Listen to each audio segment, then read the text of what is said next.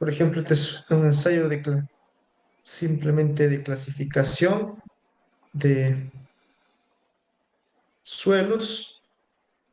Este es un ensayo de conductividad en pared rígida.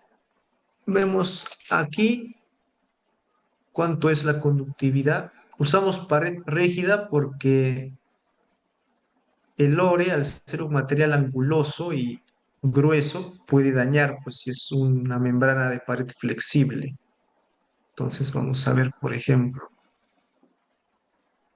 algunos ripios que han obtenido de taladros, cómo varía la conductividad en función del esfuerzo normal aplicado.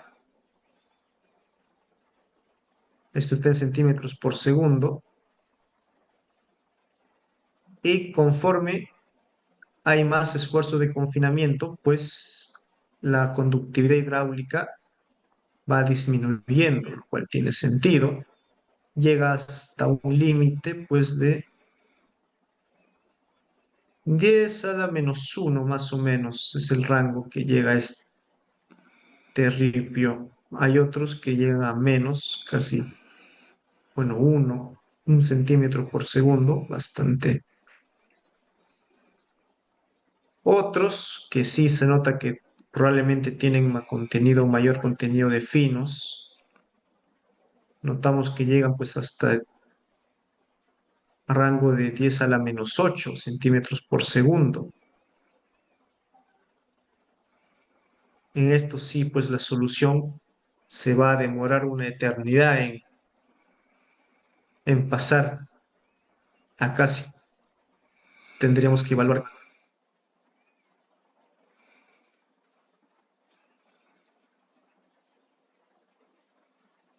cada entre los ripios de taladro 2, donde su conductividad hidráulica está en el rango de 10 a la menos uno contra 10 a la menos 8.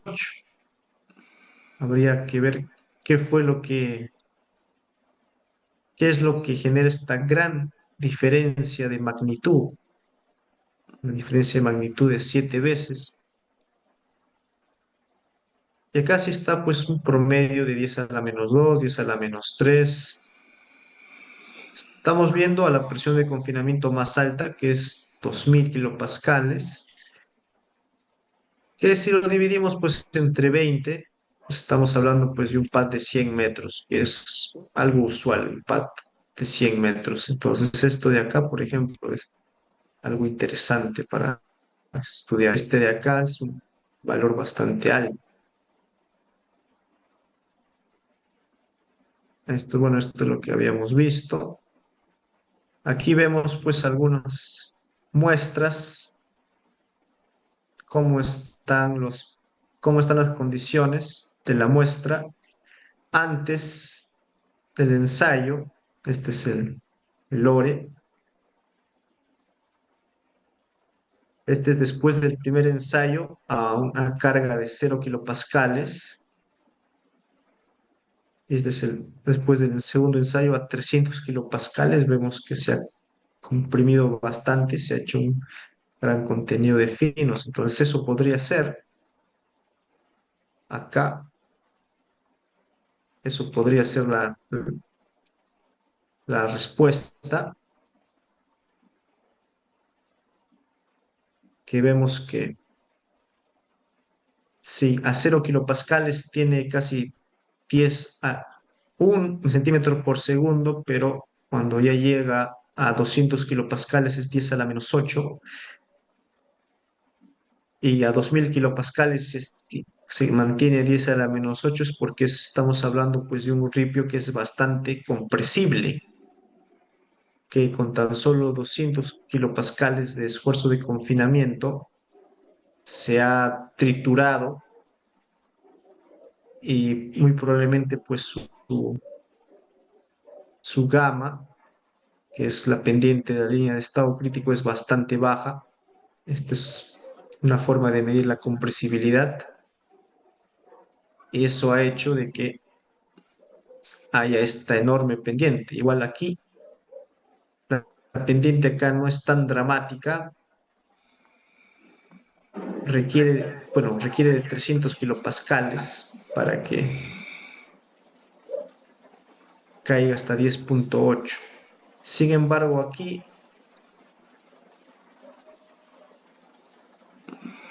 hasta 2000 kilopascales, pues no cambia mucho. Esta otra curva tampoco cambia mucho. Estas de acá no cambian mucho. Esta de acá tampoco cambia mucho. Esta de acá está mal porque tiene un comportamiento extraño, así que la descartamos. Las de acá, a ver, van de casi 10 a la -1 hasta 10 a la -2, 10 a la -3. O sea, en términos de compresibilidad, que es pues el parámetro que gobierna la rotura que van a sufrir estas partículas, este material de acá es bastante compresible.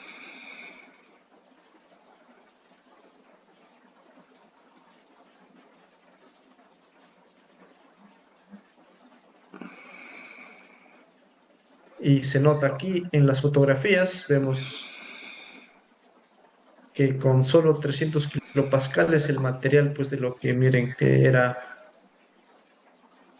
un material que se podía tocar, ver ahora el material que es casi un slurry.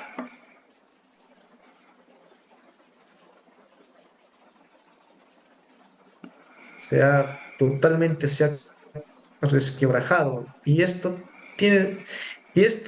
como se puede ver aquí, pues parece ser una laterita, un saprolito, algunos suelos residuales son así, bastante compresibles. Entonces, si el pad de la exhibición acá pues va a medir más de 300 kilopascales, que son 15 metros, entonces vamos a notar que va a haber pues una rotura de partículas importante con estos materiales. Entonces estos materiales de acá vamos a tener que llevarlos cuando hagamos nuestros lifts. Vamos a tener que almacenarlos en un lugar especial y recién colocarlos arriba en el último lift para que no tengan pues un esfuerzo de confinamiento alto que les genere mucho, porque si no tienen esfuerzo de confinamiento alto, pues tienen una permeabilidad de 1 centímetro por segundo, lo cual es excelente. Entonces, o lo almacenamos y lo ponemos al último, o usamos algún tipo de aglomerante que haga que esta compresibilidad aumente. Si no, vamos a estar en serios problemas porque con 10 a la -8 ya nuestro pad no sería eficiente. Eso es una interpretación, por ejemplo, de estos ensayos. Por eso es importante en pads hacer ensayos de conductividad pared rígida hasta lo máximo que se pueda en esfuerzos de confinamiento. Ahora, el triaxial, bueno, el triaxial ya lo hemos visto, hasta hemos visto bastante del triaxial. Lo vamos a aplicar al mineral.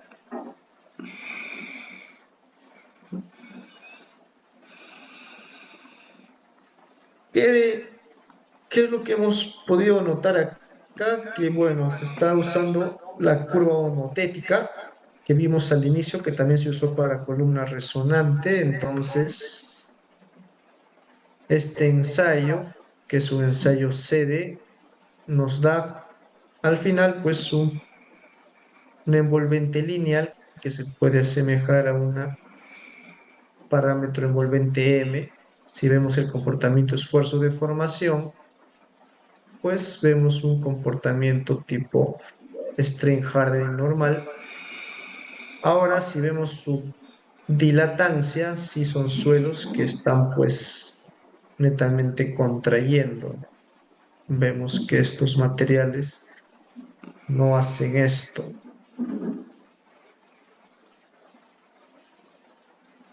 sino que los materiales contraen conforme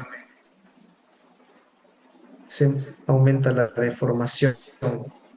Entonces, ¿qué nos indica esto? Pues que para esta condición, ore, la mineralogía no lo hace un material que tienda a dilatar, no es un material con tendencia dilativa, lo cual no es del todo bueno para nosotros. En condiciones de estabilidad, claro, si no es un material que tiende más pues a contraer. Sí tiene sentido porque estamos viendo de que se comprime pues una barbaridad y como se comprime pues es normal que se vaya a contraer. En cambio, si no se comprimiera, esto dilataría pues bastante. Tal vez hasta ni siquiera tendría un punto de transformación de fase. Entonces, tiene sentido. Lo que hay que ver cuando hacemos una interpretación de ensayos de laboratorio, tenemos que ver si es que tienen sentido los ensayos que se han realizado. En este caso, por ejemplo, la conductividad de pared rígida, sí tiene sentido que son materiales compresibles con el hecho de que su dilatancia sea baja. En este caso, pues bajísimo. Tiene sentido. Entonces, hay una continuidad de resultados. Podemos decir que estamos teniendo resultados consistentes, estamos caracterizando adecuadamente el material. Aquí para otro ensayo sí vemos algo diferente, pero este ya no es este material sí es la laterita. Vemos el color marroncito, que es justo del material que se recontra ah, quebró. Pero este es otro pore. Este de acá, vemos que tiene otro color, otra textura, otra forma. Y aquí tenemos pues un comportamiento diferente. Acá sí vemos de que el material tiende a ser un poco más dilatante. Si se dan cuenta, es un ensayo CD donde se ve pues un pico y como que casi un softening y los materiales tienden a dilatar. Al menos estos dos, bueno, este por el esfuerzo de confinamiento alto, con solo 600 ya tiene como un softening, lo cual nos dice de que este material pues no soporta esfuerzos de confinamiento muy altos, pero como es a 150 y 300 sí se nota que son dilatantes y este, por ejemplo, tiende a dilatar y tiene una tendencia a dilatancia fuerte, miren. Entonces este es un material diferente que vemos que este de acá pues es totalmente dilatante, se subyuga a la carga, en cambio este no, este de acá se revela a la carga. Y este pues viene de este pad de lixiviación. Bueno, acá un poquito sobre el ensayo de columna resonante. La idea de esto es encontrar propiedades a pequeñas deformaciones. No quiero entrar mucho en detalle porque esto ya es ya de otro rubro, pero la idea es básicamente colocar la muestra como un triaxial, solo que acá se va a golpear con una muy pequeña frecuencia, ¡pum! Para que esto, como dice su nombre, llegue a su frecuencia de resonancia, ¡pum! Con vibre a muy bajas frecuencias hasta que resuene y nos dé los picos de resonancia y con eso podamos encontrar pues sus propiedades pequeñas deformaciones que son importantes para un análisis dinámico. Lo bueno es de que ya hay en Perú y de que se suelen pedir ensayos de este tipo para análisis dinámicos. Pero en PATS vamos a verlo eso más en la parte de análisis geotécnico. Lo que quiero entrar con un poquito más de fuerza es a la parte de la caracterización de los geosintéticos, que les dije que era una parte clave. En este caso vamos a ver un resumen del, por ejemplo, cómo se utilizan las geomembranas como sistema de revestimiento. Es una data del 2010, ya un poco antigua, pero vemos que, por ejemplo, empresas, estas son presas de agua, se usan bastante en presas de tierra y enrocado, por ejemplo, el 69%. También se usan en presas de concreto y también se usan en presas de RCC. RCC es Roller Compacted Concrete, que es, digamos, un intermedio.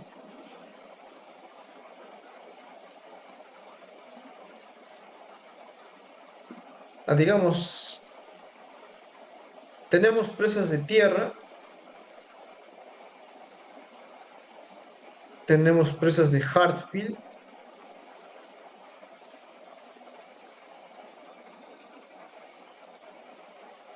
tenemos presas de RCC y tenemos presas de concreto.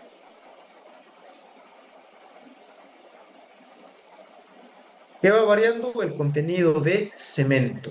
En tierra el contenido de cemento es 0%. En Hartfield varía. Puede estar pues de un 3, he visto hasta un 5%. Estas dos siguen manteniéndose pues como lo puede estudiar un geotécnico, digamos. Las RCC y las de concreto sí ya son más de concreto, casi el porcentaje de concreto es mayor. Al final termina siendo concreto en sí, perdón. Presa de concreto es netamente concreto, pues ya su dosificación es concreta. En RCC la diferencia es de que el concreto se va colocando pues en capas conjuntas de water stop y el concreto se va compactando. Es decir, es como colocar capas de tierra, pero en vez de colocar capas de tierra se colocan capas de concreto, una capa de concreto. Sigue encofrado, eso es lo interesante, y encima se coloca una junta de water stop y así se van haciendo estas presas de RCC. Tiene mucho mayor contenido pues, de cemento, ¿va? Llega hasta 20%, si no me equivoco. Pero al final, cuando esta presa se termine de fraguar, se va a ver como una presa de concreto. Es decir, un geotécnico no va a diseñar pues, una presa de RCC, lo va a diseñar un estructural. En una presa de Hartfield sí lo puede ver un geotécnico, porque en sí es como un suelo cemento. Y concreto, pues obviamente lo tiene que ver un estructural. Entonces, esto es, digamos, lo- el estado de lo que existe para hacer presas. Y bueno, algo interesante es la pregunta de cuánto dura una geomembrana.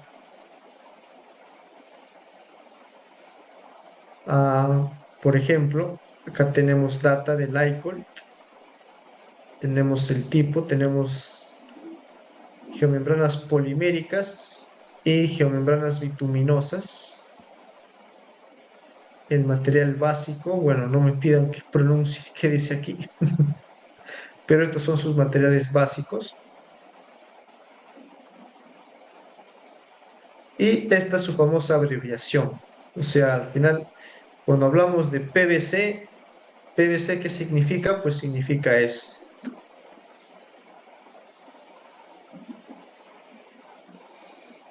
Entonces, ¿qué hicieron ellos? Pues contaron cuántas geomembranas de PVC existen que están expuestas, es decir, que expuestas a los rayos ultravioleta. Hay 80. ¿Cuántas están cubiertas? 73. O sea, en total hay 153. ¿Cuál es la más antigua que ha sido expuesta? La más antigua que ha sido expuesta, que se tiene datos, es del 74. La más antigua que se tiene datos que está cubierta es del 60, cuando nació mi señora madre. Para el caso de geomembranas de LLDP, tenemos en total 29 cubiertas, no hay ninguna expuesta, y la más antigua es del 70. Para HDP hay 3 expuestas, 12 cubiertas. La más antigua expuesta es del 94 y la más antigua cubierta del 78. Pero vamos a rayar